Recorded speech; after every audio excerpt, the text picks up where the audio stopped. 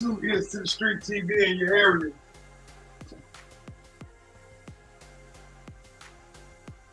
I ain't gonna hold y'all up too long, man. But I gotta give y'all that day 5 information, man. I gotta give y'all that day 5 information. Salute to everybody that's in the chat. Damn, I don't see anybody. Oh, okay. I see what's going on. So I'm gonna go ahead and sorry about coming in late, y'all.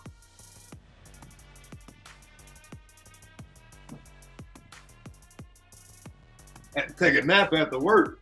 You know what I mean? I just woke up. But we're gonna go ahead and get ready to this information. Hit that like button on your way in.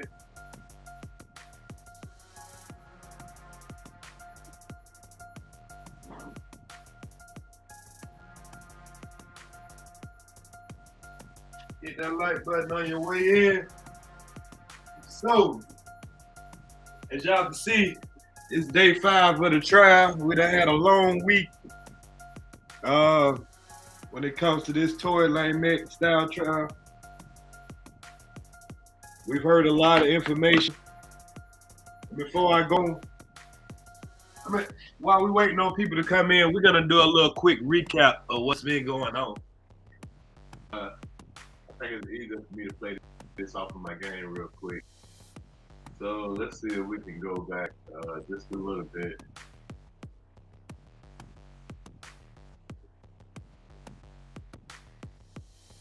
Okay, let's get a little quick recap of what's been going on, y'all. So all the way from if we can even start at day 2. Day 2 is when Meg gave her first testimony. So let's just give a little quick recap of what's been said, and then we'll get to dive.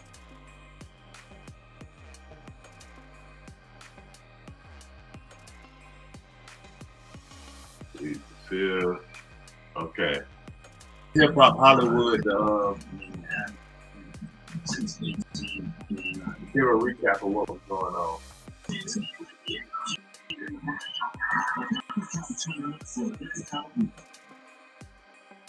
Day 2 for Tory Lanez's felon assault trial has ended. Here's the quick recap.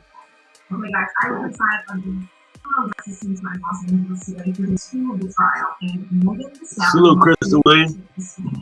She testified as a witness for the prosecution, and she gave a very emotional testimony. Can you hear that? She was very emotional recounting the alleged shooting. She started out by talking about her relationship with Tory. She says that they were in a sexual relationship, which is a detail that she had not really made public until recently. She also spoke about her relationship with Kelsey Harris. Kelsey became her assistant around 2012, 2013. They were friends, very close friends. And unfortunately, though, they are no longer speaking.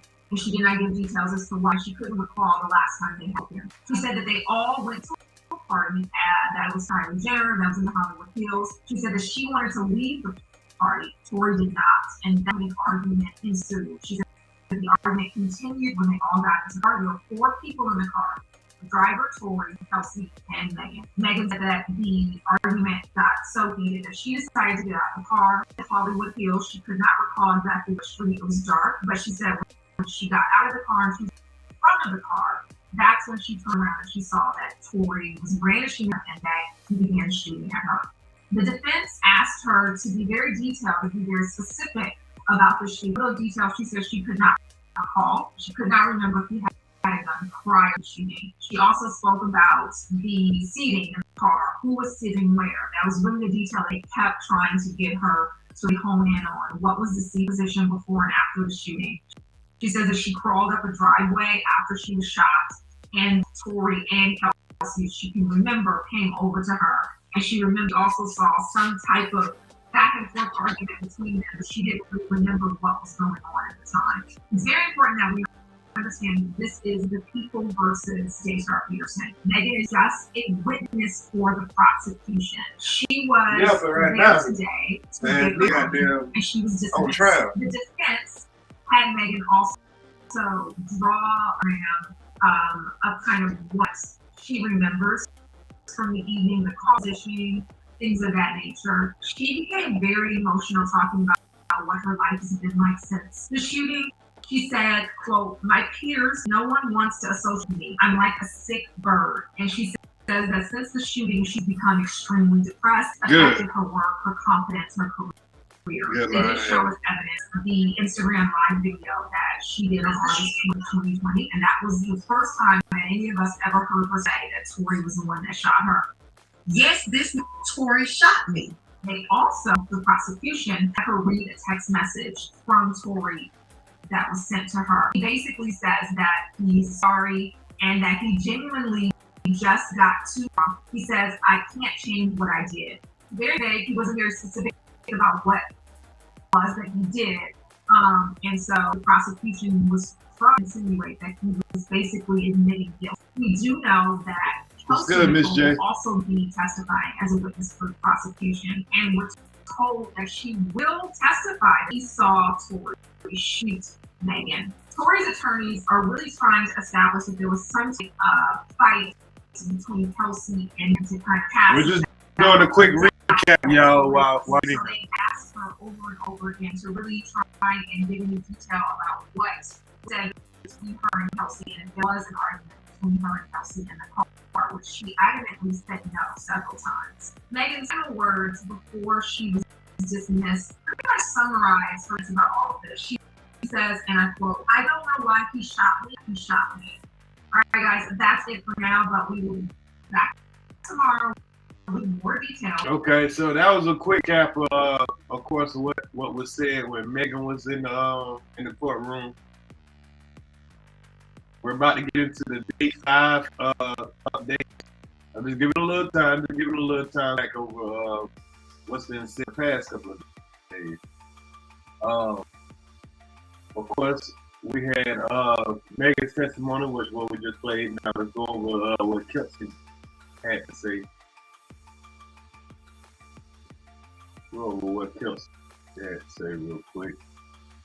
It ain't gonna take too long.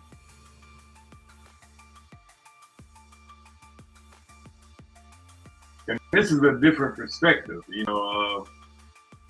We've been listening to Mar-a-Lago and Lawyer for Workers, and they've been great testimonies of what they've been reporting in the back of the courtroom. But I want to give more perspective so we can kind of put together and see, you know, if everybody's getting the same thing, everybody's hearing the same thing.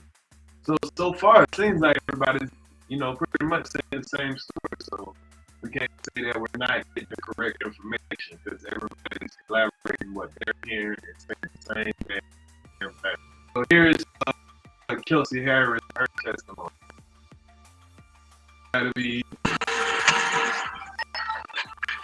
Hold on, this is Kelsey Harris giving her testimony. This is only like 3 minutes, so you know it's just a quick recap. We can remember what's really going on, where we at in the trial right now. And then we're gonna get into what was said today. What we're gonna get into what was done and said today. And woo, it was a doozy. Here's a recap. We were inside the criminal justice center where Kelsey Harris testified, and she basically recanted her entire statement that made to the prosecution back in September. They did a very lengthy interview with her, and she today that she doesn't remember any of the events that took place when the shooter. You can tell the prosecution was extremely frustrated. I'm sure they called her as a witness because they thought she was going to come in, identify Tory as a shooter, and pretty much help them make this case. That did not happen. She basically said that in September, she's had a baby, she's had some things happen in her family, someone's died, and she's been under a lot of stress, and that is why she cannot recall the events of the evening. She was asked, though, specifically if she shot Megan, and that she said no to. When asked if Tory shot Megan, she said she did not recall seeing him do anything. Here's what was interesting. She also never called it a shooting. What she said was that she heard gunshots. She never used the word shooting. Earlier, I mentioned that she had immunity, which was basically given to her. So anything she said would not be used against her. Her attorney also made sure to let the judge know that she was going to be asserting her Fifth Amendment right, which she did several times when she was asked questions that she did not want to answer. She said that she didn't want to incriminate herself. So she also laid out the details of the evening. She said that EJ dropped them off at Kylie Jenner's house. She said that it was not a party. She was very adamant about that it was just a small gathering of people. She did also say that Tory and her had a relationship and that they had began hooking up because Meg was the one that introduced the two of them and was the one that really was like, you should start up a thing with Tory, which was very interesting. This is a detail we had not heard before. She said that she found out on that evening that Tory and Megan had started having a sexual relationship, and she was infuriated. She said that the argument in the car was about that. She said that Megan always tries to backdoor her. She said that Megan was very disloyal, and she was very upset finding out about what happened, what was going on between the two of them while she was back in Houston. She also dropped this bomb that was very interesting. She said that Megan was very upset during the gathering. She said that her demeanor was off. She had this very weird laugh. And she said that Tory was having a great time. He had been drinking a lot. They all had been drinking a lot. But that he was flirting with Kylie in the pool. She didn't insinuate that that was what had Meg upset. But she did make a point to say that Tory was flirting with Kylie. She also said this, that I thought was very interesting, that they left the house, but then they went back because Megan had left a shoe or a slipper. And when she had gone inside, there was an argument that was happening on the inside at Kylie's house. And she came back outside and said, Kylie said, we gotta go. At that point, that was when it was the four of them in the car. The driver, Tory, Megan, and Kelsey in the back seat. She was very adamant about the fact that she did not see Tory shoot Megan. What she said was that she heard gunshots and that she was getting out of the SUV. Megan was already out of the SUV. And at the time, she heard gunshots. This some wild shit. How many gunshots? And when she noticed that Megan had made her way up a driveway, she also made her way to look after her to see what was going on. But she doesn't recall what was said. She didn't even recall that Megan was bleeding. They also showed us evidence, message that Kelsey sent to Justin, Megan's security, where she wrote, "Help, Tory shot Meg, 911. They also played a phone call that Tory made from jail to Kelsey the day after the shooting. And he basically was apologizing. He still never says for what. And he lets her know that it was only because he was drinking. He's really, really sorry about his behavior. Or if there's anything that he can do to help her. And he also says to her that he wants to come to the hospital and ask where the hospital is. Tory, to be in good spirits as he was yesterday, taking notes. He was very laser focused in on Kelsey's testimony. So it seems as though the prosecution still has some questions to ask her, and then she'll also have to go through cross-examination. So she will be returning here tomorrow. We'll be back here tomorrow with more juicy updates from the trial. RedHollywood.com. Now that's amazing. That's amazing that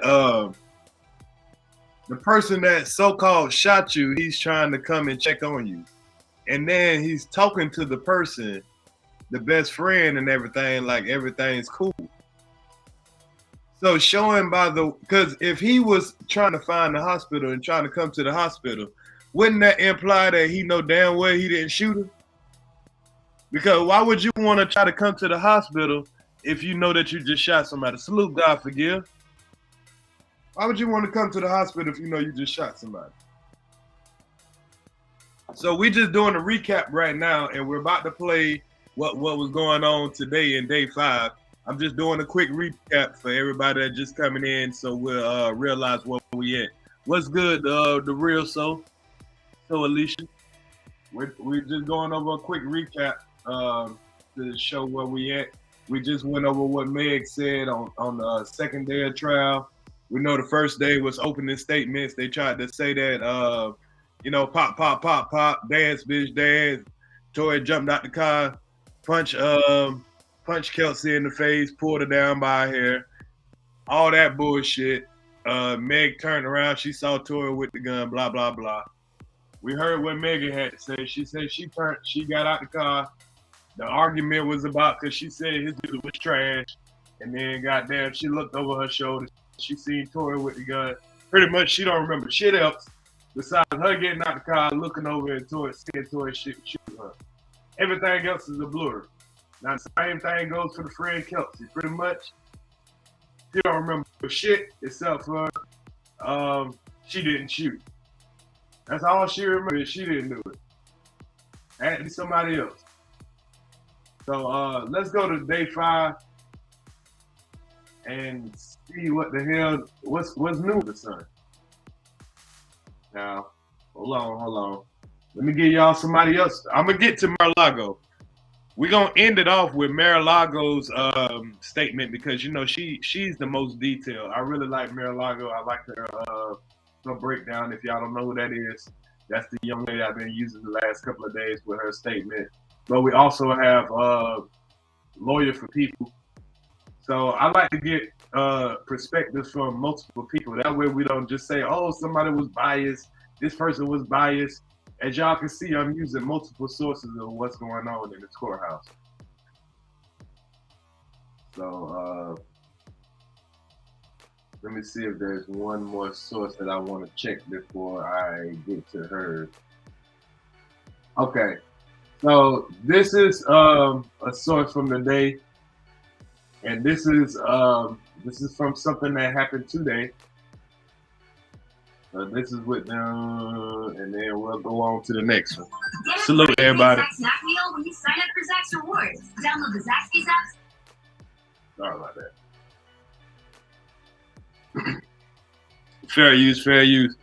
Salute to Siobhan J. Hey everybody. Salute Blue Moon. How you doing? Salute to everybody that's pulling up. Like I said, we're just going over the trial. We've been covering it for the last couple of days.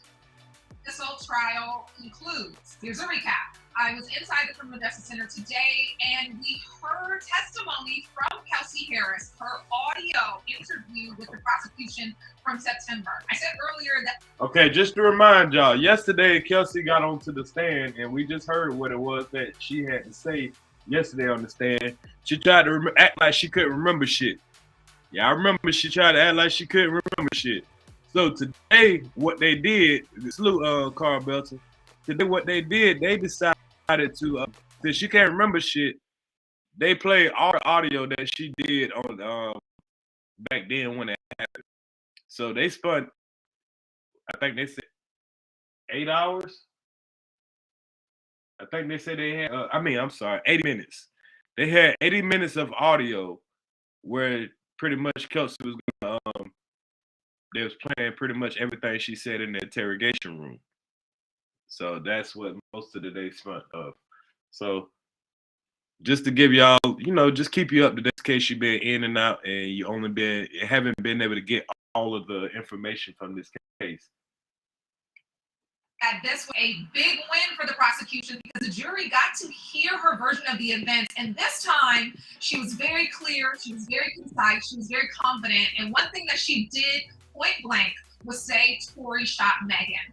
She also said that he threatened to shoot her. The defense at that point was able to cross-examine the detective who was in the room during the interview. They didn't ask her too many questions. Here's where the defense had some success. There were several witnesses called by both the prosecution and the defense. They called a firearms examiner. He was somebody that was able just to speak to how a gun is shot, what the casings look like, and the positioning of the casings that were found at the scene. They also had a criminalist. This is another criminalist, and this is what he said. He analyzed Tory's DNA, and he said that there was no DNA from James on the magazine, and that he said that the results for his DNA on the gun were inconclusive. That was big. The defense was also able to call their own witness, another DNA expert, Mark Scott Taylor. He was able to also speak to the LAPD's DNA findings. He corroborated their findings that Tory's DNA was not found on the gun. He said, I would expect if a person's hands aren't gloved, DNA should be on that gun. So the defense used this at the time once again to make the jurors believe that perhaps Kelsey could have been the shooter. The trial is on recess till Monday. The defense still has an opportunity to call some more witnesses. One person that we have not heard from is the fourth person in the car, Jaquan, and there's a possibility that he may be called to testify. We've also heard during the opening statements from defense that others like Corey Gamble could be called to testify. And obviously the stylist, EJ, who's been named several times, could also be called to testify. So we will be back here Monday with more from the Tory Lanez felony assault trial. For Hollywood.com, I'm Jasmine Simpkins.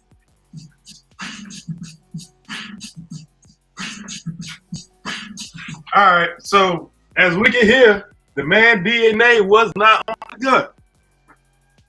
The man DNA was not on the gun. So obviously this wasn't his gun. This wasn't a gun he was carrying around and, you know, funneling with the whole time, or just took from under the seat and just like, oh, hell nah, you know, pop, pop, pop, pop, pop. You know what I'm saying? Something that he always had around with him. So somebody lying. We got to find out who the fuck lying. Now, let's listen to one more person, and that's going to be Lawyers for Worker. Lawyers for Worker is going to give his account of what he heard in the courtroom, and then we're going to get into our girl, who I think does the best job of this, and that's Mar-a-Lago. Y'all make sure y'all follow Mar-a-Lago on Instagram. Okay, this is an update part of day 5 from Lawyers for Hire. Lawyers for Workers. Final day of the first week of the Tory Lanez trial. The prosecution is expected to. Yeah, make sure you hit the like button when you come in. They're going to play a whole tape of Kelsey's recorded interview with the police. I'm not sure how significant that's going to be. Here are the witnesses who I think will be significant. Now, I expect the prosecution to call the only sort of completely partial outside witness to this incident, and that is the resident of the home near where the gunshots went off. That individual said he heard things. He said he saw the muzzle go off when the woman was near the gun. He said he saw what appeared to be 2 women fighting. If the prosecution does not call this man as a witness and they leave it to the defense to call him, that tells me a lot that the prosecution is not putting on the truth. They're just putting on an extremely one-sided version of the story. I expect them to call him. The other witness that's very interesting is the police officer, Detective Stodner, the lead investigator in this case. The prosecution is not calling him to testify because they're saying that he's on administrative leave. The defense is saying, wait a second. He's not on administrative leave. First, you told me he's getting terminated. Now you're telling me he's on administrative leave. The defense is obviously building the case that this is a shoddy investigation, that we need to know about why this guy's not available, not testifying, why he was either fired or on administrative leave. Who is this guy and what did he do in this case? But let me tell you who I think the most important witness is. Oh, no, wait. Why didn't you go to my subs where I just did a video? IP subscriptions telling you exactly who I think the most important witness left is. No problem. I'll go find that homeboy. No fucking problem. Hey, he playing to go follow me game. That's fine. I what it was that he said, but we'll find out. I believe that's in this video that I'm showing up next. So now we're gonna get into Mar-a-Lago's shit. But he made some great points.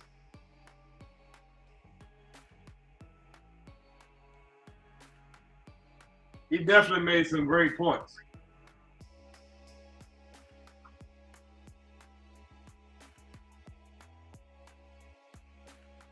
We feel and Somebody just said something very. So let me make sure we start. Like, look, take your little notes and go. Sure, we start at the beginning because she's been under attack, y'all. By well, I'll let her tell it. She's been doing such a great job. Now she's under attack by mainstream. Credit people like me when we. All right, y'all can grab your popcorn. This one here is gonna be the rider. Oh shit. What's up? Hey, twin. I'm finna say out some shit. I need to do this. You was waiting on me? I want to say something. Earlier, I got on Twitter and I went off because I saw some different posts with some of the people who work for publications like New York Times and you know, LA Times, bitch, whoever, all these different motherfucking platforms, and people feeling like they are more credible, you know, than people like me. First of all, I don't give a fuck who you work for. Don't be mad at me because you gotta clock in and you go write some shit and nobody reads that shit. That doesn't have anything to do with me. You not getting the attention that you so desire doesn't have a motherfucking thing to do with me. Okay? That doesn't have any, you take your quarrel with your God. Bitch, that don't have nothing to do with me.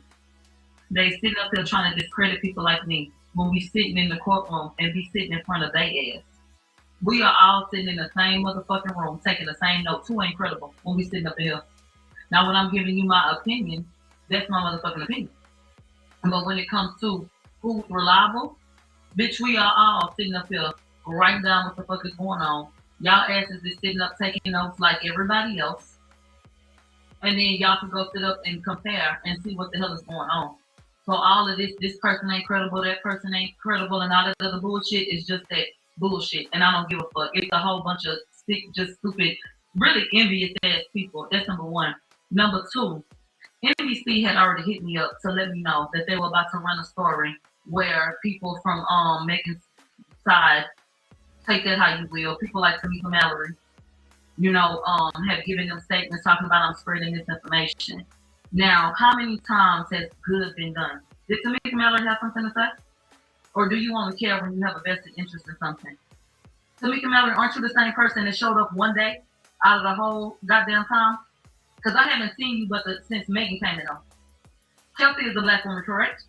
Has anybody ever seen Tamika Mallory stand up for Kelsey when she was being cyberbullied by friends of people like Megan Thee Stallion that she came and sat in the room for? Did y'all see that? Or did you blink like I blinked and did we miss it?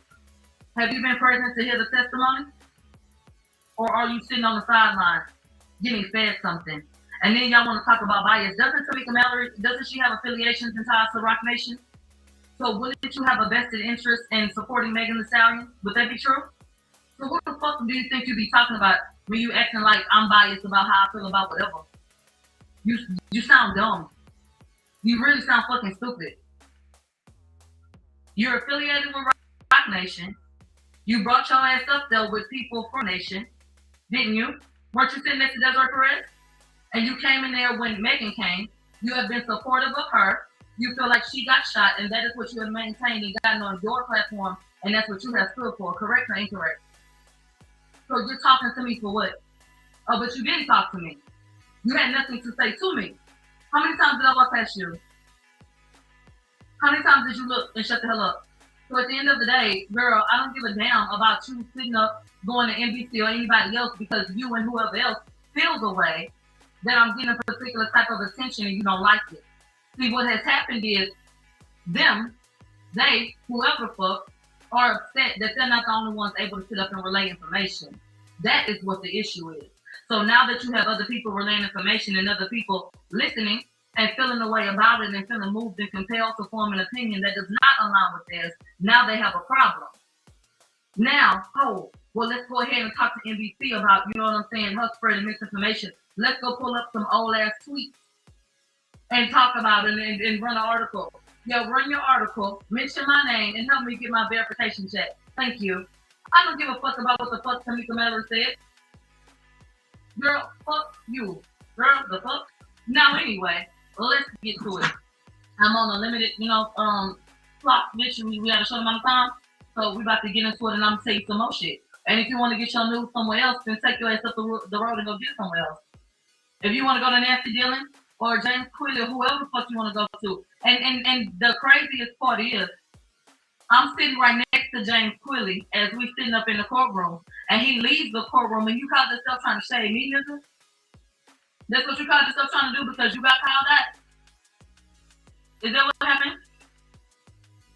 Sit there like you was and shut the fuck up some more. And take your little notes and go about your motherfucking business, nigga.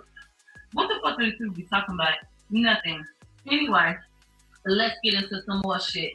Day 5 in purgatory. So, we come in at 10:30 a.m. The jury, first of all, they wasn't in there. So the courts were like, look, the jury needs to know and understand Kelsey's immunity deal. Because we just personally do not feel like the jury got a full understanding of what the hell going on and what she agreed to and all that shit. So that they can properly assess the situation. And so the judge agreed with Tory people. And he just told them, look, submit the goddamn paperwork. And then there was an issue about, evidence that they had that they just felt like, look, y'all not following protocol. So that's like, what do you want us to do? The judge was like, what you want me to do?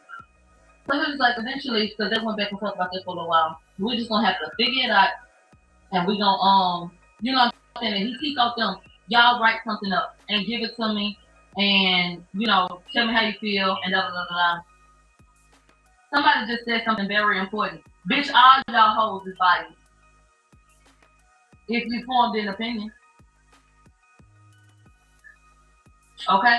If you have formed an opinion, bitch, you're biased. If your opinion is not, I'm neutral, you're biased. If you have chosen a side, you're biased. If you're gonna sit up and say, I feel like this happened, I feel like this person innocent and that person guilty, bitch, you're biased. So why the fuck I'm supposed to care about you feeling like I'm biased? You want everybody to down that nigga. Y'all don't like the fact that a bitch from Houston is supporting that nigga, and I am. And I don't give a fuck. And what the fuck you gonna do about it? Nothing but be mad. Go give another motherfucking statement to another outlet, bitch. That'll make free. I'll get my check. Moving along. So anyway, they said that they might bring Stallion in. Well, they're trying to keep him for Monday. And so they said there was a request for print. And then they was talking about the weapon and the magazine and no DNA. They talked about the medical records. And what was said was, and this was said by Tory people, the medical records are irrelevant because at the end of the day, this ain't a case about who shot who. I mean, I'm sorry, this ain't a case about did she get shot. It was a case about who shot who. And I agree. Like y'all coming up in here with all this other bullshit and talking about, well, okay, let's look at this and let's look at the medical records. The only thing we need to be talking about is who shot her. You know, that's the core focus. We can get into that, but the actual focus is who shot her. And they was just spending too much motherfucking time on that other bullshit. And so they talked about issues with Stallion in the city because word on the street is he was hitting people who ain't had no damn business, so he don't have a job. And so they said that there was a lack of DNA in this tape. And so they said, listen, put it in writing. I'll go over it. We'll reach some type of conclusion. We have to move on. And so we finally get into the witness. The witness that came in first was an investigator, a senior investigator named Jody Little. And so they said, you know, did you meet, and let me tell you something about Jody Little, really, really quickly. She reminded me of Tabitha Brown. Black woman that came in, she had the cutest little walk, and she just had a sunny disposition, and was really smiley, and had one of them really like super cute voices. Like she just seemed really, really, really sweet. And so she was cute for what it was. And so she came in, and they said, did you meet with Kelsey on the 14th of September 2022? And she said, yeah. They said, where you had the interview at? And she said, it took place in my job, you know, in the courts on the 9th floor. They said, who was there? So it went over who was there, you know, by Kathy Ty, Kelsey, her husband. They had, you know, some of her representatives on the phone, representation on the phone, rather.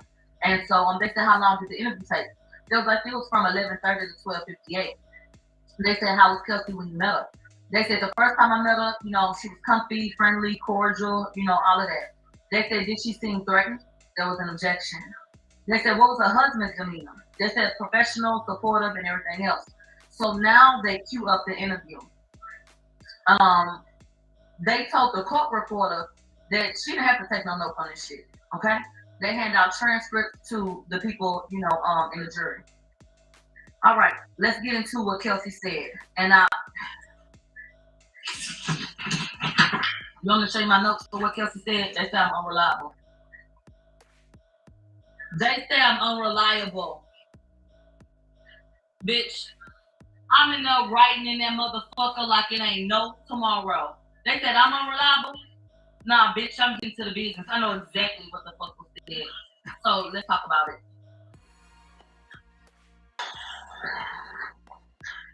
Kelsey says, and I'm going to say this as Kelsey is saying it, okay? Kelsey said that she met Megan in college at PV. That is better known as Prairie View, okay? We call it PV down in Houston, because obviously Prairie View, duh. All right. She said she had known Megan about 6 or 7 years. She said we were friends, and then she grew, you know, in her business with music. I became her assistant. And she said maybe I became her assistant around late 2018, early 2019, till the incident happened, because that's that she lost her job. They said we were in LA at the time that everything happened to record the WAP video with Cardi B.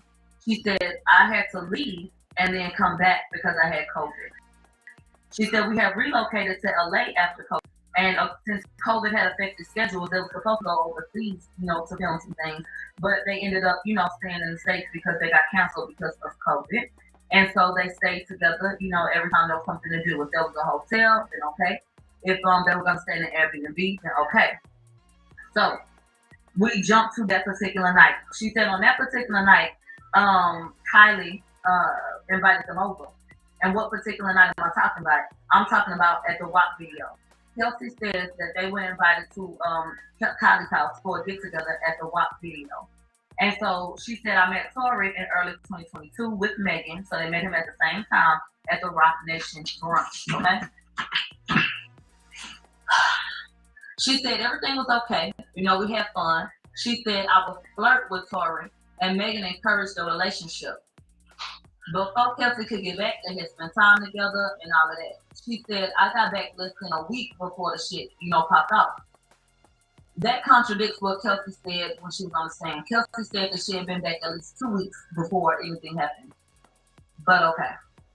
She said Kylie invited us at the WAP video shit, and Megan asked she wanted me and EJ to come. So she said she got there and it was about 6 or 7 p.m. She said once we got there, there was 6 people there. She said Megan started making nachos. Salute to everybody that came in. Make sure you hit the like button. You name, anybody else that was there. And she said, Kylie had her 3 besties.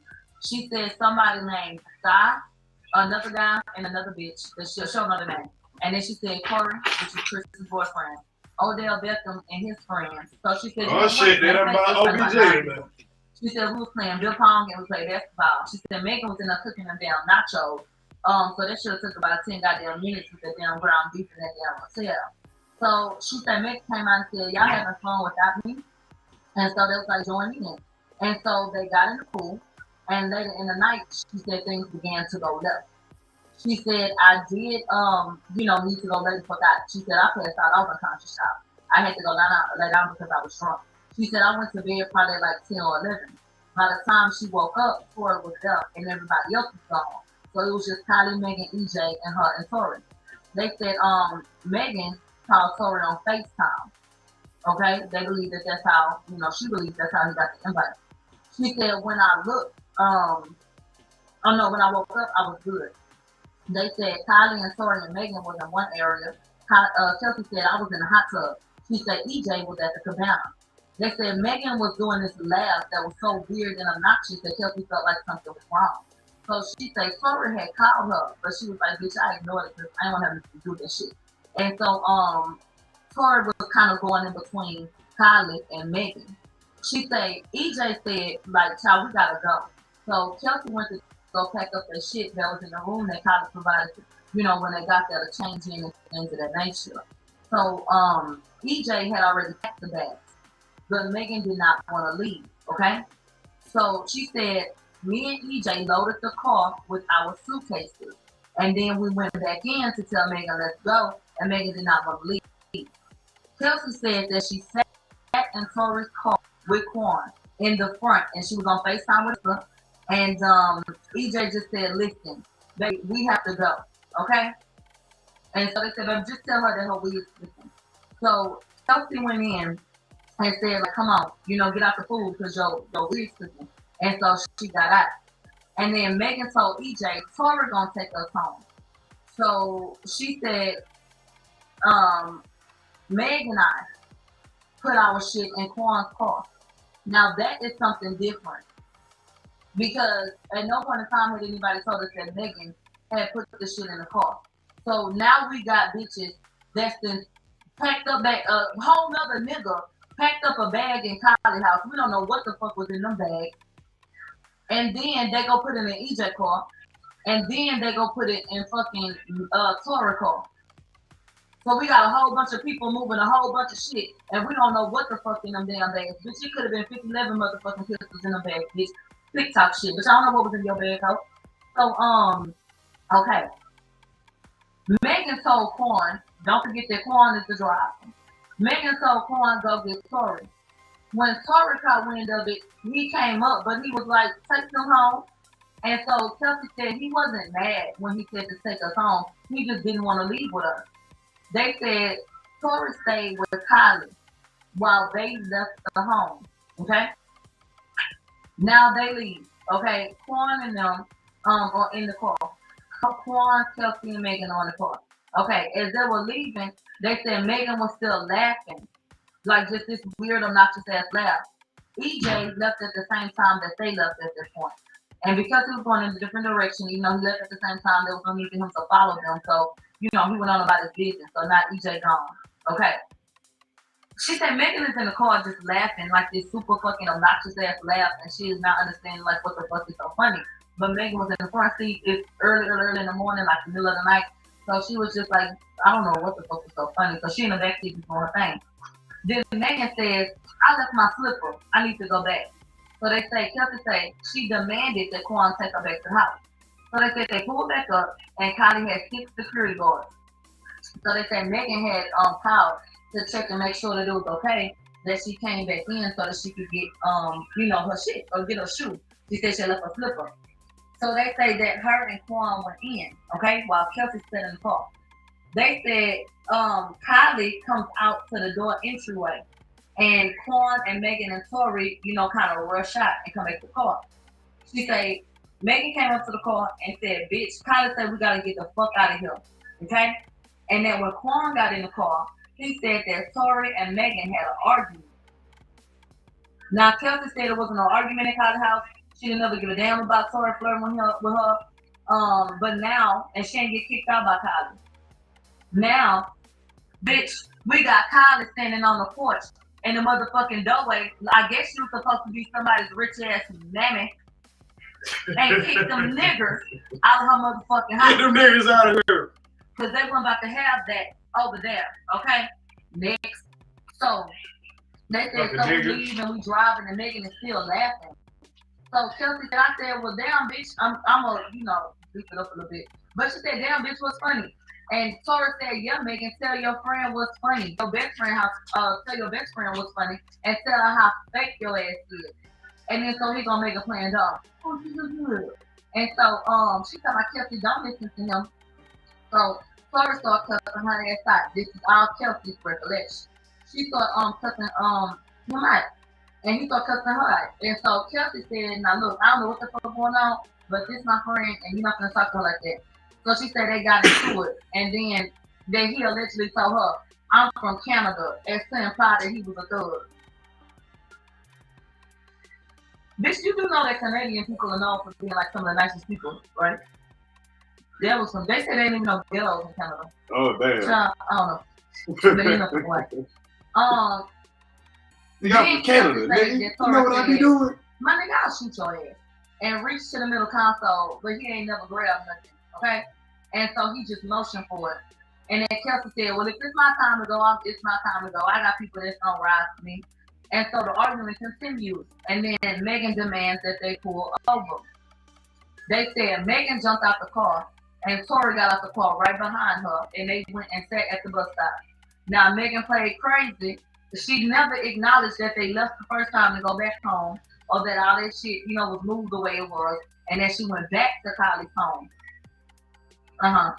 Because she claimed she left the slipper. She said that was a lie.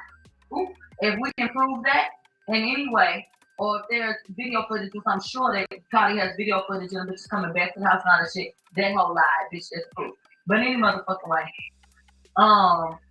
She demanded that they pull over. Now another contradiction is the fact that Megan said that when she got out the car, she walked over there by the bus stop, but she don't remember like nobody coming up and talking to her, you know, and shit like that. Kelsey said Tori got out right behind her and was to talk to her. She said when they got back in the car, everything was calm. And then when he got back in the car, Tori apologized to Kelsey and said, I'm sorry, man, because you a real nigga, my bad. They said Megan ain't like that. And then she starts with her bullshit again, okay? They said that, they said she started that uncontrollable laughing shit. And then they started arguing about, you know, artistry. And she said, you only hot because of the feature with Jack Harlow. But she couldn't really remember nothing else or what he said back or nothing like that. So allegedly, Tori told Quan, the driver, get these bitches about my car. This is my motherfucking car. 50 told that. So they say Quan pulled over. She said Megan jumped out and I opened my door, you know, not paying attention. She said, I get out, and then I hear gunshots going off. And at about the second of the third shot, I look up, and I see Corey leaning over the door window and Megan's feet, and he's shooting over the top of the door. He must have jumped up there, you know, shooting the gun. And when they jumped up the front seat, he must have jumped up there. And then she said, my body is behind the door, so I'm out of the vehicle. They said Megan was walking away, and then she turned and then saw us. She said, at that point, I can only see her chest, but she looked like a dead headlight. They said Quan was quiet, and I don't know where Tori pulled the gun from.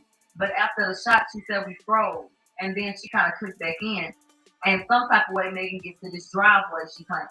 She said, Tori sat in the damn front passenger seat. Kelsey said, I ran over to Megan to check on her, and I was in defense mode. So I never looked at any of her injuries, but when I grabbed her, I saw blood. And then I saw Tori come around the back of the vehicle, and I was afraid, and, you know, I was just in defense mode and, you know, didn't know what to do. So she said, you know what? I stepped up and got in between Megan and Tori, and then we fought, okay? She said, and she said that's when her and Tori got in the fight. She said Quan got Kelsey and picked her up like a damn rag doll and said, Kelsey, they do this all the time. Spoiler alert. Quan has no motherfucking gunshot residue on him. None was found. So you mean to tell me that with the way that gunshot residue transferred, and by the fact that you, Kelsey, had gunshot residue on your hands, you went over there to check on Megan, who was never tested for gunshot residue conveniently, and Quan came over there and lifted your ass up off the ground like a rag doll, and Quan had absolutely no gunshot residue on him. Is that what we're going with? Is that logical to you? Would be my question. If a nigga pick you up like a rag doll, what you gonna do with your hands? You gonna try to hold on to the nigga, right? So that nigga should have gunshot residue on him, huh? Yeah, all right. So any fucking way, he had none. So she said, Quan got Kelsey and said, child, they do this all the time. And so she said that I don't know if Tori slapped me, punched me, I don't know what the fuck he did. She said, but Tori was in the driveway with Megan. She said, Quan said, child, they do this all the time. Like, and then Kelsey said, huh? She shot, she needs help. And she said, I jumped into the vehicle and I made it jerk to get them to notice. She said, I ain't drive a car or do nothing or nothing like that. But that, you know, I jerked the car to make them notice. I don't know if she means she used her body weight or what, but I don't know. She said, Tori, at that point, you know, looked up and then came over there. She said that he pulled her by her hair, and then that's when she got afraid for her life. Because she said he was pulling her neck in such a way that he wasn't choking her, but she hurt. And then she said Quan came to like try to pull her away from him, but it was like a tug of war because he was pulling on her. And then she said, I simply said, Tori, what are we doing? And all of a sudden, Tori just let her go. And that's all it took. He just let her go. Okay. They said, Kelsey said, and then I looked up and Megan was standing at the driver door.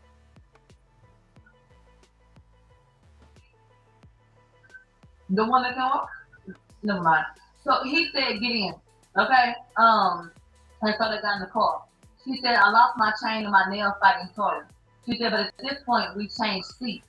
Megan was calm. Okay? She said, but I was having a panic attack. And so she starts to cry. On the audio, you can hear Kelsey crying. She said, Megan said Kelsey Harris. And they were heading home, not to the hospital. But that Quan took another turn because it seemed like he was going to take it to the hospital. They say T. Ferris had bad signal, so she sent a text to Justin that said, you know, help 911, Tori shot Megan. They said they showed Kelsey the text to corroborate, and she said, yeah. She said she dropped her location to T. Ferris. She said then she texted her mother and said help, and Kelsey was breaking down again. She said that I was hurt physically, you know, but she said I didn't feel that yet because my adrenaline was so high. She said I was really emotionally hurt the most at the time. She said, so we're driving, and I also called the person that I was talking to at the time and kept the line open because I was just so nervous about what was going on in the car, so I just wanted him to be on the line so he could listen. So she called him, and they was talking, and he picked up, and he sat on the line. So she said Megan put her leg on her, but she still never saw the injury. and that Kelsey was in the car crying. So that Tori told her, "Girl, shut the fuck up." So she said the cops, you know, kind of passed them a little bit, one cop car. So I guess maybe they thought they weren't coming for them. But then the swarm of cops is behind her now in the damn helicopter.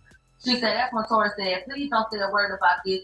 I just signed a deal. I'm about to sign a deal. And I'll get each of y'all $1 million motherfucking dollars when I get the deal.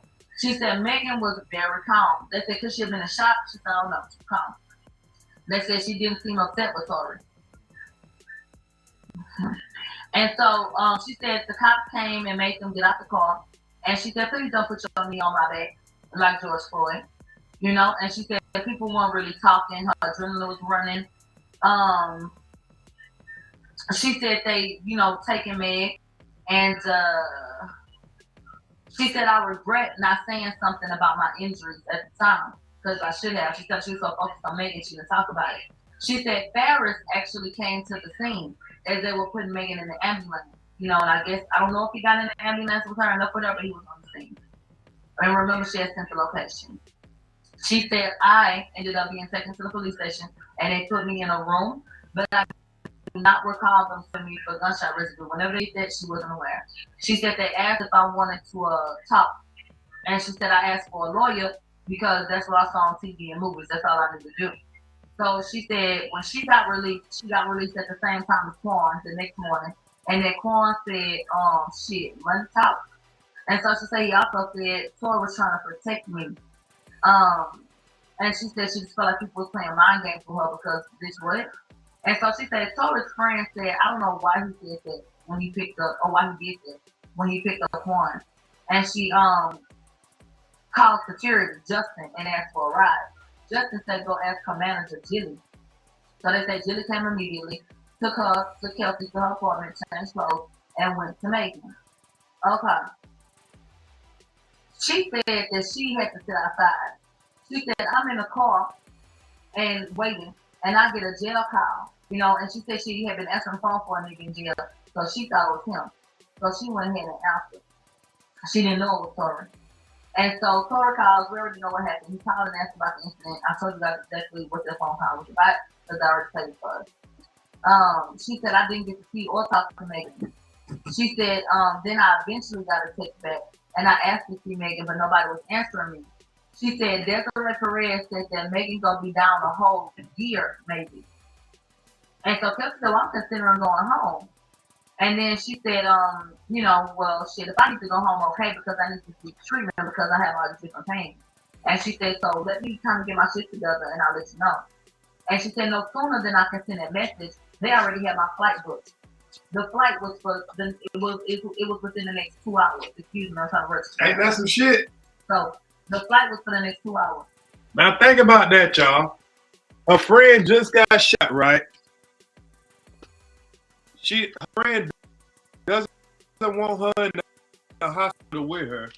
She's downstairs, shot her. They say that, oh, now all of a sudden they're on the way to New York. Well, we know what's in New York, Rock Nation. They gotta goddamn go ahead and, you know, straighten this shit out, clear all this shit up. And then all of a sudden, and she giving Tori trying to find out what hospital she in. Like he want to come and check on her. That don't sound like a motherfucker that just shot you. And Kelsey said, you know, like what the fuck am I supposed to do? Like she confused, like y'all sending me home or like what? And so she said Desiree told her, LA is dangerous and the house isn't safe, so you need to go get a rental. That sounds. She said, "Look, can you remove my flight so get my shit together?" And she said, "Okay." She said a driver came, you know, and helped her remove her things from the house, and she went to a hotel. She said Tori called from Quan's phone, and then he whispered. She said, he whispered like they still fucking. To my hotel to get my shit. She gave them her location. So, that's what she felt like she wanted to do. She said, so he came and he asked me to come to a studio location and she ain't feel safe doing that. So she said. So she felt this is a dude that she claimed that she told the police shot her, but she came to his hotel. Or he came to her hotel, whichever one. You done called the man. You been talking to the man. He feeling like he can call you and say, "Hey, big head." You accepted his call from the jailhouse. All that shit. You trying to act like you didn't know that was him. You accepted his call from the jailhouse. Now you will meet up with him at a hotel room, but you claiming that he shot Meg? Come on, man. Something and Meg the one ain't talking to you? She the one left you out abandoned after she done had you move all the way to Houston? Now she done flew to New York. I don't give a fuck what's happening to you. Come on, now. No. She said, prior to me going to meet, I told my sister where I was, just, to let somebody know what was up. She said, Torrin was in the driver's seat, but he wasn't driving no one in the seat, and then he was apologetic. And Kelsey said, let me hear him out, because he was a wild night at drinking. So she said that he was sorry, and she said, I knew that he was so sorry. And he said, but Kelsey, she attacked my audition. I told him that he was wrong. I told him, this shit ain't okay. You need to apologize to her as well. She said, but at the time, I didn't know that he had spoken to her because she ain't counsel her. Then she said the team was treating me weird. So Kelsey said she sent a long ass text message. You know how you just get that the fuck up and you send a whole 3 paragraphs to that. So she said Megan finally called her back and said, look, find a place and I'll pay for your rent for a year. And then she said Megan told her, dog, I can't walk. And Hold on. So if y'all done fell out, why would she now she's gonna pay for your place for a year? Now she gonna pay for your place for a year. So y'all just fell out. You just beat your homegirl ass. Well, allegedly beat your homegirl ass according to the witness. Now you're gonna pay for her place for a year? After you just left her out in LA? But remember, Meg the one came on to social media and said that Kelsey was being paid off by Tory. But don't that sound like she kind of paying her off? In my opinion. Boy, these some lying motherfuckers, boy. Definitely was revealed to her that Megan had caught a red eye to New York. So she was like, damn, they shut me out? Like, what the fuck I do? I'm going to pause real quick.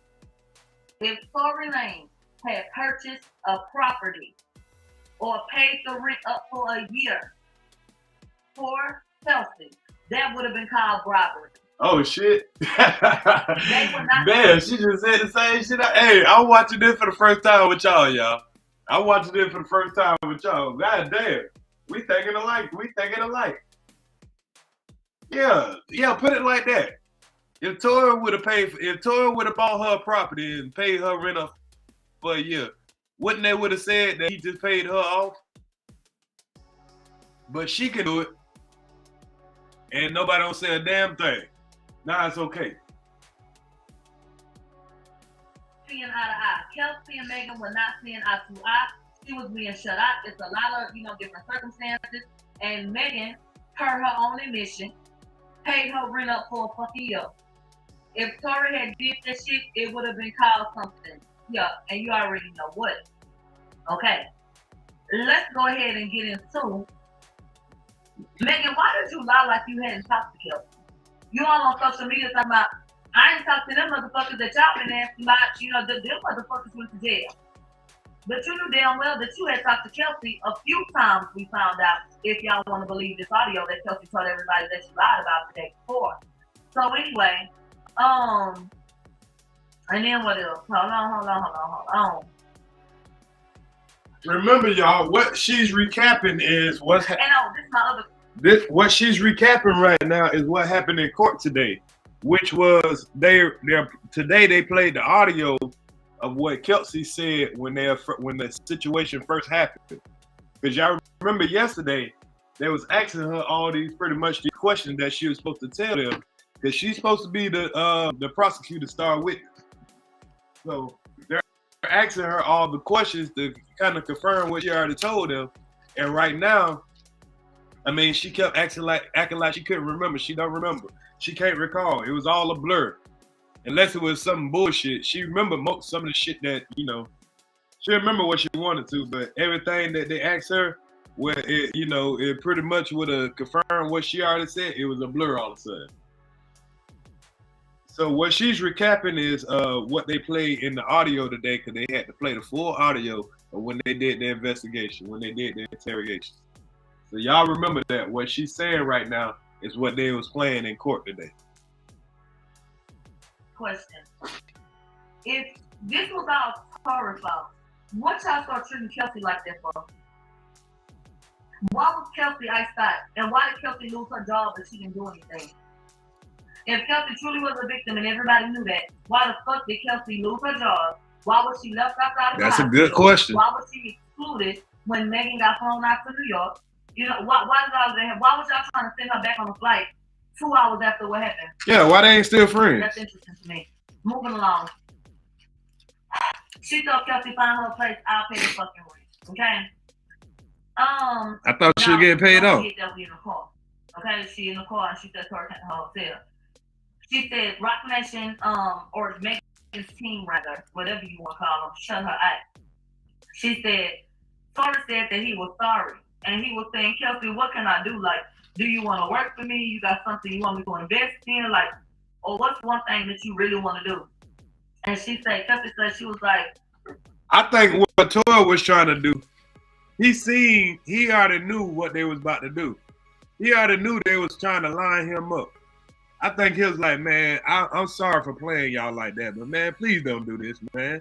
Don't sit here and goddamn, I know it's gonna be in her best interest to sit there and try to, you know, cover up this shit and, you know, do all this shit that we already see the play unfolding. He was already seeing the play unfolding. I think he was like, man, please don't join along with this shit.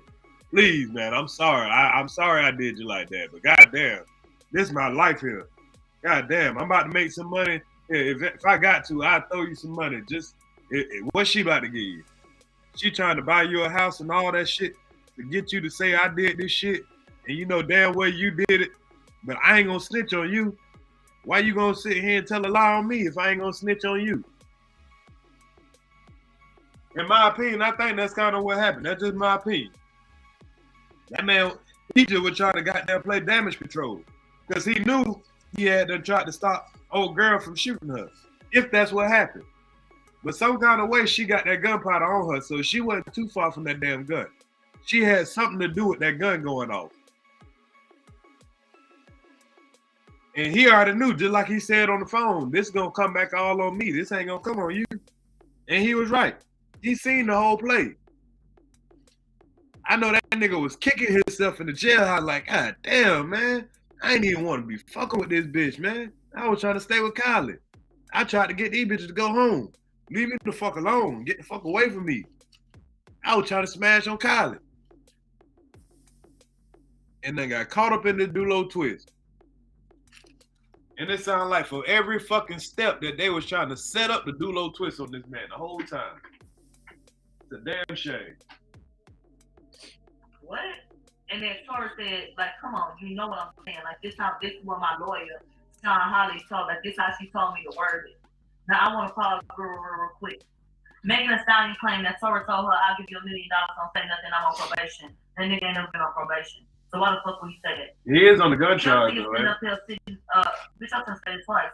Kelsey's sitting up here hollering like, oh, well, Tory said, y'all want to believe this shit so bad, that Sean Holly had advised him to say that?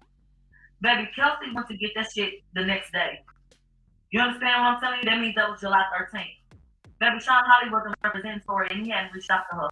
Did you know that? Before you said that, you must not have. You must not have known that. Oh shit, she do her homework now. Tory had not sought out counsel because Tory wasn't even under the impression that he was going to be charged with anything. Babe, let's get back into the timeline. Megan didn't say that a crime had been committed against her until the 15th of July on Instagram. Wow. Tory went to jail because the gun was in the vehicle and they were trying to charge him with it. They did charge him with it. And so, you know, he went to jail. They charged him with a gun that possibly wasn't his. But he did not have representation from Sean Holly at that time. So can you explain to me what sense it would have made for him to just dry ass throw her motherfucking name up and say, oh, well, Sean Holly told me the word at this point. And I want to remind you that Kelsey said the day before that she fucking lied about this shit. But I need y'all to know, and let's do a fact check. Sean Holly wasn't his representation. The fuck do y'all be talking about? So anyway, so she said that things were offered to her over a period of time via phone calls and text messages, or a text. Spoiler alert. They said, Kelsey, you said in your interview that, you know, they asking the woman on the stand, because the woman that was a witness had to sit up there and just listen to the shit. So she was asked, she said, Kelsey said that she had a text from Tori asking her what she would like, basically trying to bribe her. And Kelsey said it was in her other phone. They said, did that ever materialize, basically? Was that ever given to you? Did you ever see that? She said no. They got every other goddamn text message. You don't have no text message of Tori saying, you know, what you need from me. Exactly. That would be a great text message to show right now. And so Kelsey said, you know, I do have the text when he was saying stuff like that to me, but it's in my other phone. I'm a look. And so she said he tried to So for 2 years, reach out to me up until charges was filed. Ain't that funny? And so she said that she told she could have got that to the police immediately. She said Megan hit her up on the 15th and said, Kelsey, do you want me to include you in this statement? She said, yes, Megan, I want you to protect me because I'm being threatened. You know, people are threatening my mother and all of that shit. So I said, yeah, please protect me and mention me in your statement. I believe so too, God forgive. She said, I'll talk to my lawyer, you know, about it. She said, before I knew anything, Megan posted the statement and left me completely out. They said, Kelsey said, Megan made an Instagram post and Kelsey read the Instagram post, you know, in the interview. She said, so when Megan posted that and the public turned on me, I made my own post. After I made my own post, Megan said, why did you say that? This ain't the way. So that's when we take a break. We come back about 1:30. We continue with the audio. She said, I don't know anything about, she said, I don't know anything but the truth. And I'm upset that she never defended or protected me. She didn't know that I had met Tori to give up stuff. So she didn't have no reason to be mad at me, which is even more interesting. So what was the animosity about it? If she fucked the nigga that she was fucking, did that help betray you? So why she got that too? She said, we went back and forth via text messages. And she said, I've been publicly approached. Kelsey said she can't even go to the doctor stuff. She said somebody calling her in the damn doctor for child. And so, what else? We went back and forth in the text messages, and she said I've been publicly approached. She said, so I really be trying to stay in hiding, even though he's the bad guy. She said Megan did a lot of damage to me off the motherfucking internet. She said Megan hit her up and said, Kelsey, I need you to get on social media and say what happened to us. Okay? They said her manager told me that she wasn't gonna press charges. And I need y'all to listen to this shit. Kelsey said Megan's manager said she wasn't gonna press charges until Megan got mad that social media was calling her a fucking alcoholic. Wow, hold up. Why would you need to call Kelsey and say, I need you to get on social media and to tell people what that this happened? Why you need her to do all this? Like, y'all trying to run a play. You trying to buy the girl a house now, all this shit here. Now all of a sudden y'all friends again and all that. Y'all talking and everything. And now you needed to get on social media. We seen what Megan did. She went straight to social media. Who goes to social media when you got an open trial? Why not shut the fuck up? Wow. That's when she made that post on Instagram. Kelsey went to her lawyer. After consulting her lawyer, they said, you're not about to say a motherfucking thing. Because she ain't had your back and we worried about you and what's going to happen with you. And so she said, no, I'm not going to say anything. So my lawyer said no to her demands. Kelsey said Megan demanded that I get online and defend her. She said, I told Megan that we need to talk. And I told her that I talked to Tori. Once she said she told her about not going on social media for her, that's when Megan started coming at her crazy. And it said how you gonna go, you know, online and so she said and go see that nigga. And she just kind of started throwing that shit in her face. That's when Kelsey said, I knew that this wasn't genuine. And we stopped talking. And she went online and made it seem like I took hush money. So I text her. Kelsey said I text her, and I said, why the fuck is you bashing me? Hold up. So Meg went and seen the nigga? So you went and seen the nigga that shot you? Oh, hell no. Kelsey said. They said she had her friend saying that I got my chain from Hush Money when I've been paid for that chain, and it commemorates the day that my father died. They said she obviously approved these messages, so that's when it was over. And she said I wasn't interested in doing a damn thing. It had nothing to do with Megan. Fuck her. Once again, I'm adding a little bit of sauce to it, but basically. Kathy Top said, she was telling you this? Or are you telling us this to get back at Megan? She said, no. I just want to free myself from this. They said she makes songs about me. People be posting about me. You know, and people don't know what to feel about me. You know? They said, then she accused Megan of calling around Houston and telling people that she took Hush Money and not to talk to her. Okay? Whew. Kelsey said she hit up her representation and said, can you ask Megan's people to fucking stop?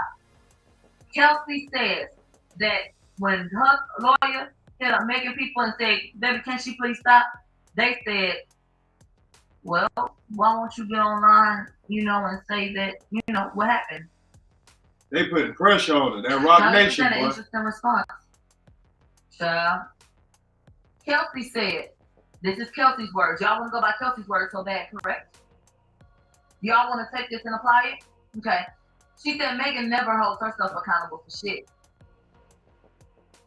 She said we could have gone home that night, okay? But she got mad at me and said, you know, and tried to flip it on me. She said she tried to tell me, child, because now we back at the party in the circumstances from the night. She said that Megan told her, child, he tried to stay with Kylie. So? She said that's when I realized that she never would left the slip at Kylie's house. She was just mad that he was with Kylie. Wow. Megan is so low down. Now, we already kind of figured that. When we found out that she made up a reason to go back to the house, all the goddamn, you know, just the actions and everything. This is why she didn't want to say that her and Tory had a sexual relationship. Because she knew that it would line up to all of this. It would be a motive for why she's, to what happened.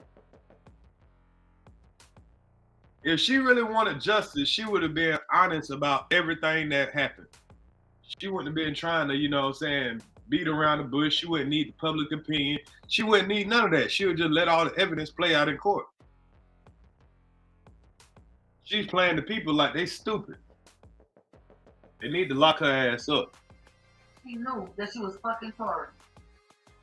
Knew that Kelsey didn't know, but knew that Kelsey had fucked her, fucked him.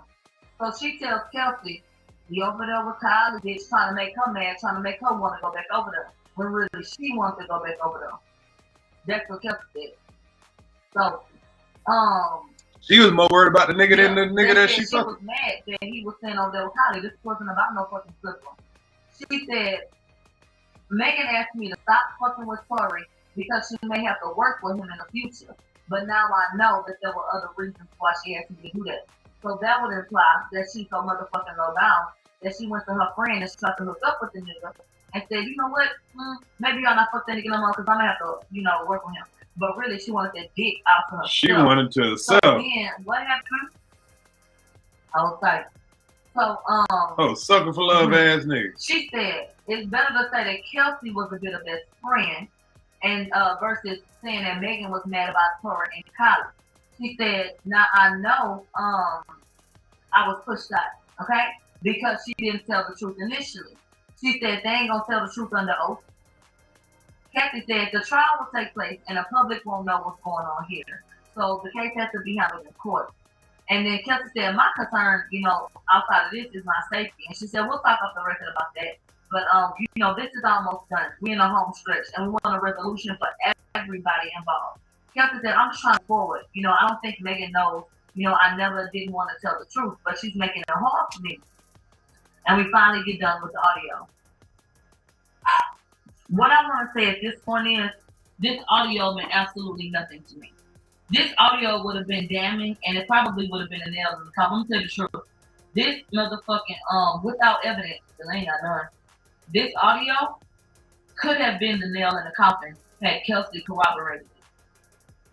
I spoke to a lot. I agree too.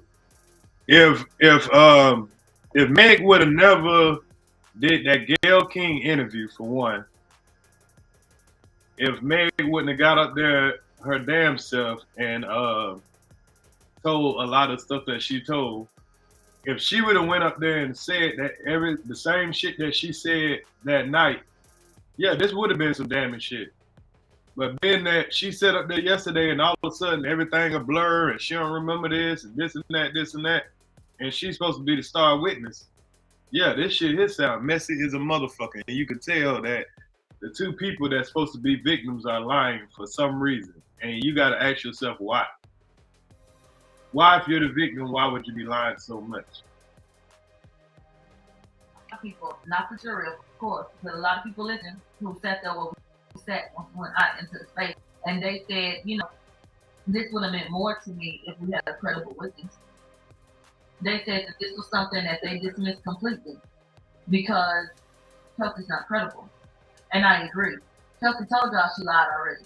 To me, this was a desperate act and an attempt to pull on people's heartstrings and their emotions. And because Kelsey did not cooperate, you know, well, let's play it and hopefully y'all feel like that's true, even though she said that it was a lie. After Kelsey, you know, made herself an unreliable witness, I don't see what the fuck you had to listen to her for. But desperate times call for desperate measures. Right. So Kelsey said to the woman on the stand, remember, they played the audio of Kelsey, but there's a black woman on the stand. Her name is Jody Little. And so they said, you know, Miss Jody Little, is this an accurate depiction of the situation? And she said, yeah. They said, you think she was genuine? They said, yeah. Now it's time for the cross-examination. I'm gonna call him Mr. McDonald because I don't know how to pronounce that name, motherfucking name. Sorry, attorney, bitch, I don't know, Modesto, bitch, I don't fucking know. We'll call him Mr. McDonald. Okay. So on the cross-examination, he said, do you know Detective Stallion? The woman said no. They said, you're involved in many cases, right? And you're involved with many cases. She said, yeah. They said, is there an investigating officer always present? And she said, in my unit, criminally, typically, yeah. They said, does a police officer usually lead? You know, and she said, yes. They said, was a police officer there? She said, no. She said, was Kelsey ordered to court? They said, yeah. They said, are you aware that Kelsey interviewed after being ordered to court? She said, no. They said, is there a recording or do you know who served her and what they said to her when they served her? They said, no. They said, is there a recording of that? She said, no. They said, witnesses to a potential suspect, do they sometimes lie? Okay? She said, yeah. They said, have you dealt, you know, with liars and people that's been lied to you who are being accused of a crime? She said, yeah. They said, you in an interview, right? She said, yeah. They said, did Kelsey show you text messages? She said, yeah. And then they said, what about alleged text messages with Tori? She said she had text messages with Tori, right? She said, yeah. They said, do you have any messages? Did she ever produce any of these messages with that speaker station? She said, no. So Kelsey claimed that Tori bribed her and she had text messages, bitch, we ain't seen them hoes yet. All right, it's the symbol. They said, was Kelsey given immunity at that interview, you know, at that point? And she said, I don't know. They said, what about prior to the recording? And she don't fucking know. So that was done with her. We pull up a new witness. This motherfucking witness, bitch. I'm gonna have to call y'all back and tell y'all about it. I'll tell y'all when I get to where I'm going. This motherfucking witness that they pulled up next was the nigga that answered the phone when you say press 1 for English. They done got the nigga from Wireless to come get up on this goddamn stand to tell us what's going on. His name, bitch, I don't know what the fuck his name was. He got so many letters up in his goddamn name, child. I think he's a spell. I don't know what the hell going on. But he is a firearms examiner. He done came up here with bitch cartridges and models of the cartridge and all kind of shit, you know, trying to explain this shit to us. Now I'm gonna give you 5 more minutes. So he shows the cartridge casing and it explains, you know, the difference between weapons and shit like that. What's substantial about this? He said in a semi-automatic, like in this case, you gotta hit the trigger over and over. So they said, did you examine the firearm in this case? He said, yeah. And so they said, what kind of gun was it? And he said a 9mm automatic. And so he said the serial number on it, how he read it out. So bitch, I wrote it down. The serial number was 684605. And so my whole thing is, y'all gonna trace this motherfucking gun? Who initially got this gun? I want to know who signed for this gun, who got this gun. That's a good question. One more time. You listen, you got a pen? 684605. So I want to know. You know the internet gonna find out who that gun registered to, right? He said the gun was in working condition. They said, what's the chance that the gun will accidentally go off 5 times? He said it ain't going off 5 times. Because it takes 8.5 accidentally. Because it takes 8.5 pounds of pressure. Well, bitch, I looked up and I thought that Lil Murda was gonna be the next witness. And I wanted to stand up and I wanted to object because Lil Murda said that it takes 7.5 pounds of pressure. Now these are different weapons. So I don't know. But they said 8.5. So is it reliable? No. Because I believe Lil Murda more than I believe him. So any motherfucking way, he said 8.5 pounds of pressure. Lil Murda did not take the motherfucking stand. And, you know, we had to send Clifford home. So they said you need to use effort to pull the trigger on this weapon. You gotta, y'all know how pistol works, bitch. You say, this ain't the one that you can click, you know, hit that hoe, and that hoe gonna keep on going off. He said you gotta hit that hoe, you gotta, you know, have some authority. So somebody was out there. You press that bitch, you gotta shoot it every motherfucking time, okay? All right. So he said I cannot call this an accident. They said, do you have to slide, you know what I'm saying, the shit back, the slide lock shit? Do you have to release it before you fire? And he said, yeah, it's like the slide lock is like a safety. They said, does the temperature of the gun change when it's fired? He said, shit, yeah, but I don't really know how much. They said nothing further. Cross-examination time. They said, you talked about bullet casings. Do you know which way the casings went? Okay? And he said, with this gun, I would deduce that the shell casings went to the right of the gun. But the expert made it very clear that the shit can go all kind of different ways. You know, you can't necessarily, you know, for 100% fact, you know, say that it won't go this way, that way, up. It depends on how you point the gun. It depends. There are a lot of different factors that go into where the shell casings go. All right. The defense pulled up a picture of where the shell casings were located per this investigation.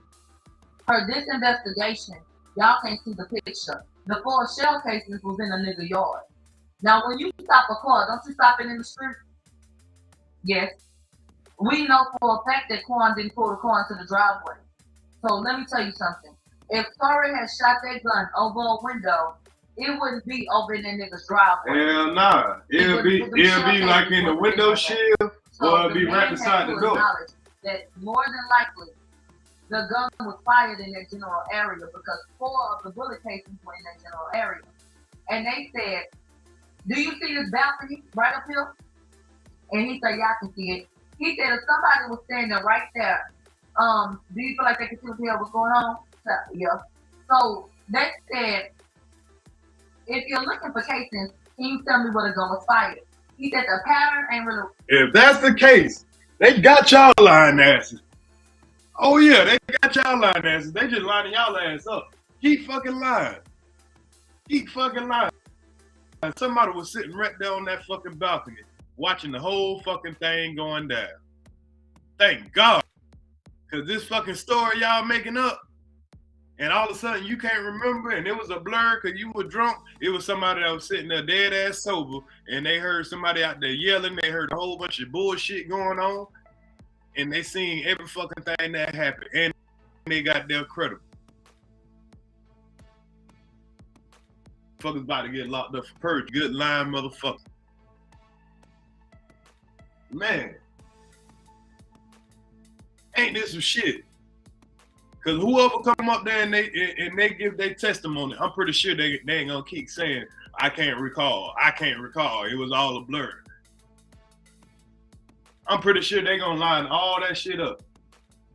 They say they saw your ass with saw 2 females fighting and a female with the fucking gun. All them fucking bullet shells don't get in the fucking grass. See, that's something that wasn't put out there to the public. Some shit that don't come out until court time. Them bullet shells in the grass, that is very important.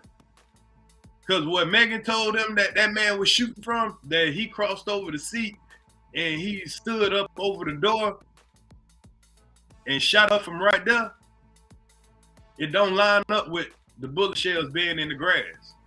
Because them motherfuckers would be right there right there by the door.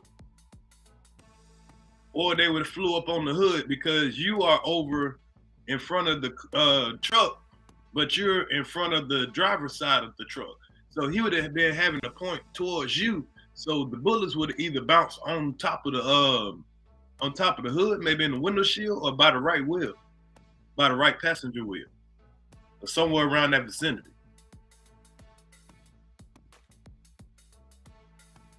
Man, y'all done fucked up. You know you done fucked up, right?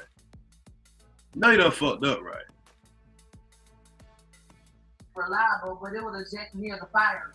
And so they said it was four in the same area. So could that be the spot, if they were shot? And he was like, it's really not reliable. And so he was like, well, how many feet? Like how far could she go? He was like, it could go up to 18 feet away. He said the shell casings can go off like 18 feet away. And so he was like, and could this be an accident? And he was like, I'm telling you that it takes 8.5 pounds of pressure to make that hell go out. And so he said, well, shit, don't kids be getting guns and firing them guns? He said, look, it takes 8 pounds of pressure with this gun. He said, it's a double action gun. So he brought the shell casing picture up. And he said, did the shooting happen near this house? Now, this is what you need to get into. They asked the expert under cross-examination, did the shooting happen near this house? And he said, yeah. He said, you see that balcony? He said, is it fair to say that the shooting happened in this area? He said, yeah, like with 360 degrees. They said, have you seen fingerprints from the shell casing? And then, have you seen fingerprints from shell casings be lifted in cases before? He said, yes. He said, I've heard of it, but I ain't did it myself. But I do know that they sometimes have, like, taking, DNA from shell casings. They said, have you ever seen how police retrieve prints? And he said, yeah. They said, why do you use gloves? They said, for contamination purposes, DNA, fingerprints, and all that shit. All right. They was doing his ass. They bring up Randy Zapata, a criminalist, okay? He works with DNA. Ooh, I'm trying to hurry up. They said, did you obtain Torres DNA? He said, yeah, I got a profile. They said, he said, I compared, the handgun in the magazine, to his DNA. He said, from the magazine, after I did, research on it, I tested, I had 4 contributors. He said at least 2 were males. Get into these numbers. One person had 62% DNA on their hoe. The second person had 26%, then 9%, and then 3%. Okay? They said, did the person that held it the longest or maybe fooled with it the most, would they have a higher percentage? He said, no, not necessarily. They said, now, when it comes to the magazine, was Tory excluded as a contributor on the magazine from that gun? He said, yes. Tory Lanez was excluded. His DNA was nowhere to be found on the magazine. This is what you put into it once you load up. Yeah, you gotta use the magazine if it's your gun. Let's get to the handgun itself. Not the magazine, but the handgun. They said there was 1 male's DNA on it, and the numbers go as follows, just like with the other situation with the 62, 46, 93. 90%, 5%, 3, and then 2. That ain't on a 100 scale. Look at them numbers. I don't know. Anyway, they said that was inconclusive. They said Tory cannot be excluded or included because they couldn't prove that his DNA was on the gun. They said, is it common to see complex evidence in profile mixtures, which means that multiple people handle something? They said all the test shows is that somebody touched it. So we checked the majority of the gun, for those things. They said, okay, done. Cross-examination. They said the magazine has 4 contributors, right? He said, yes. Tory was excluded from the magazine. He said, yeah. He said, if I load bullets, into a gun, the DNA, my DNA would be on the shit, right? He said, yeah. They said if the gun was used frequently, your DNA would be on it, huh? He said, yeah. He said in this case was DNA on the casing. He said we ain't look at that. They say if the gun is my gun and I hold it, load it, and shoot that bitch 5 times, do you feel like my DNA gonna be on it? He said, yeah, more than likely. So they said you have 0 evidence for my client's DNA on the magazine. He said, yeah. He said, is my client excluded from the gun? Could you say that my client had that gun? He said, can you say that my client touched that gun? He said, no. No. Oh, shit. And they told me to go to rehab. I said, no. Kelsey said, Tori woke up and said, she said he whispered. Redirect. They said, do you, no. They came back in and they was talking to the man. And he said, look, ultimately, I just do the damn report. And so he said, look, is there any evidence that my client touched the magazine or the damn gun? He said, no. Now, this is to get you gotcha. Chop, they said, do y'all have any samples for Kelsey? Do y'all have any DNA samples for Kelsey that was tested up against this weapon? No. He said, did y'all request DNA from Kelsey to test it on this weapon? They said no. So let me get this correct. Y'all didn't even test her? Y'all don't know what the fuck been happening out there, but y'all know a gun was fired. But you don't test the woman. But y'all put all y'all eggs in a Tory basket and wanted to accuse him immediately. So much so that the LAPD, with more sloppy ass work, decided, let's go ahead and test Tory for gunshot residue and DNA. And we're going to test Kelsey for gunshot residue. Did y'all think that maybe she wouldn't have it? And then fucked around and found out it was on her hands? And nobody ever tested nor requested that she get, DNA checked or swab so that they can compare it against the gun. Does that make sense to you? Is that logical to you? Does that sound like, any type of police department that's trying to seek the truth? Because what they're supposed to be doing is investigating. This all happened today, nigga. So I'm just trying to understand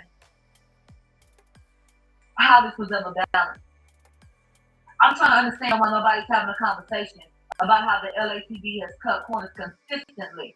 And every time y'all cut a corner, it was to make Megan's case stronger. But let me continue on. I can give you 5 more minutes. That's it. And then we'll have to go over that. Shit. Explosion. Boom. We come back at 3:40. Okay, hello break. They pull up somebody for the defense because of his schedule. They took him out of order because the prosecution has not rested, even though they need to take a long slumber. Oh, Instagram giving me a timer today. Oh, thank you, bitch. So anyway, let me get to the get you got to. I got 1 minute and 49 seconds. All right. This man was a forensic scientist that talked absolutely too fucking much. He put me to sleep a couple of times, but I was listening up. But you can tell that he loves what he does. And this man is really a pioneer in terms of DNA. I was actually taken aback and really on some like brain shit. Like, nigga, you a cold piece. Like, this nigga is one of the people that helped to create the way that we analyze DNA today when it comes to that being tested and used in cases. So that is monumental. Like, that nigga didn't get a Pulitzer Prize or some shit. I don't know, that shit crazy. But anyway, we got 1 minute and 9 seconds. They said, based on the DNA analysis, that what can you tell us about it, based on what they did? They said that they did DNA testing on the gun and Megan. On the gun and the magazine, I apologize. They said, can you explain what the LAPD concluded from the handgun? He said that they said that they had DNA from 4 people and that one was a male, 45 seconds. They said, so at least 1 male was there. He said, yeah. And he said, but there was female DNA on the motherfucking gun.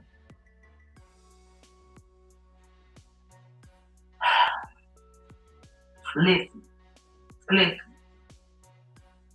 So his shit is inconclusive, but her shit is... I'm gonna come back and tell y'all some more shit. Definitely. Get into it.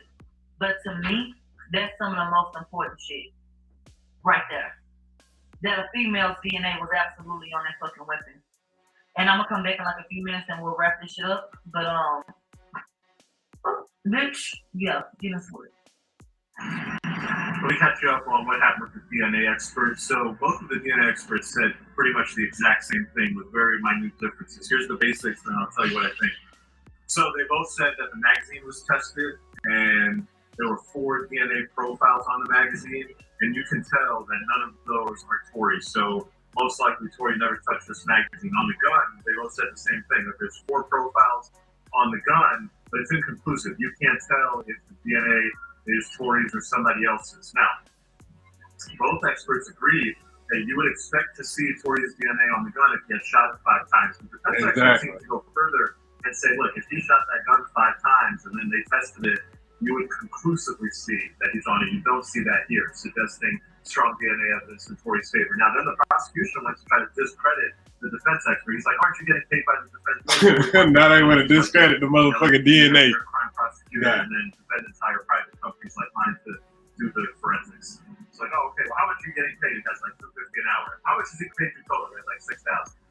It's like, oh, well, it was really kind of just like, look, there's experts, man. This guy's been doing it forever. He's like, oh, are you accredited? And he's like, no, I didn't apply for accreditation. I'm certified by the same people who do accreditation. It's like, well, what does that mean? He's like, well, twice a year, our lab people all get tested. They send them blind samples. They have to do the analysis, send it back, and then we get the results. He's like, oh, okay, well, what are the results? Like, well, we never got anything wrong. And the guy's like, how do we know that? He's like, I'm telling you. Like, how do we know you're not lying? He's like, well, you can check. I'll show you. And then it just kept going on and on. Like, at the end of the day, the DNA evidence came out strongly, I think, in favor of Tory. We'll see where the rest of the trial takes us.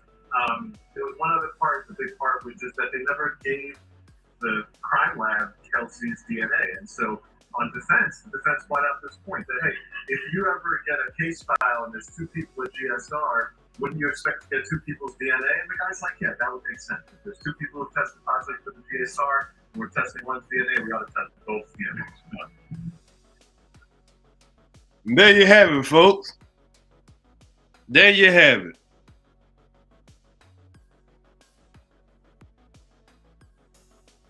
But person that shot Meg, she already got immunity. He done already slandered this man's name through the motherfucking streets. If this man shot 5 fucking times, experts say, not is, I don't say it. Not the men, like the experts say that this man would have the fucking DNA on him. That's what the experts say. If he shot that gun 5 times and they didn't even test the friend's DNA. Now we know she got shot, but we know now that he didn't shoot her, according to the experts. Now they're gonna tell us that the experts don't know shit.